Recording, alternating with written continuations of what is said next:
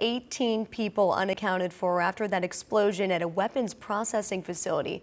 The explosion could be felt from miles away and rocked this small community just 50 miles southwest of Nashville. This morning, we are joined by Kristen Coulter, a spokesperson with the Tennessee Emergency Management Agency. Kristen, great to have you here with us this morning. We appreciate your time. We know TEMA activated this level 4 response to support local authorities. So walk our viewers through what that means and where that statewide response stands this morning. Absolutely. Yesterday, we activated our activation level to a level 4, and that just basically allows us to monitor the situation and help these local communities with any of the resource requests that they might have as a result of the explosion. We did end up activating the State Emergency Operations Center, and that is the place where all of our state agencies come to coordinate the response to any kind of disaster or emergency. And we know TEMA's flash report says they've established this missing persons hotline, a family assistance center there. What other resources should folks that are in the area be aware of this morning? If anyone has any additional needs that are not being met, we just encourage them to contact their local emergency management agency.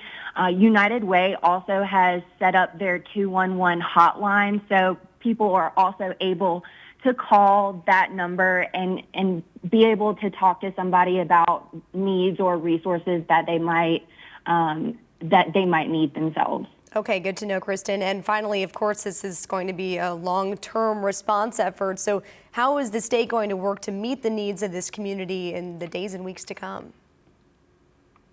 Yeah, with any disaster or emergency, the situation is very fluid, and it can sometimes feel like there's no information to be given at times, and then very quickly it may all come at one time.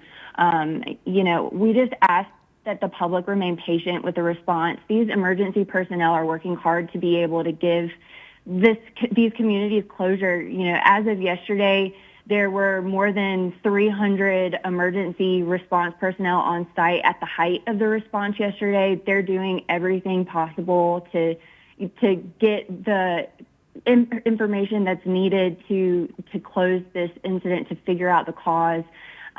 We're working with a number of local, state, and federal partners as this is an active investigation, and we're just trying to do the best that we can with the information that we have. And I just also encourage everyone to follow their local emergency management agencies on social media for any updates. They're posting pretty regularly to their social media channels, and that's how they're going to be able to get the most up-to-date information. Absolutely, and we certainly are so grateful for the efforts of all the first responders there yesterday, and as this investigation continues. Kristen Coulter with TEMA, thank you so much for your time this morning, Kristen.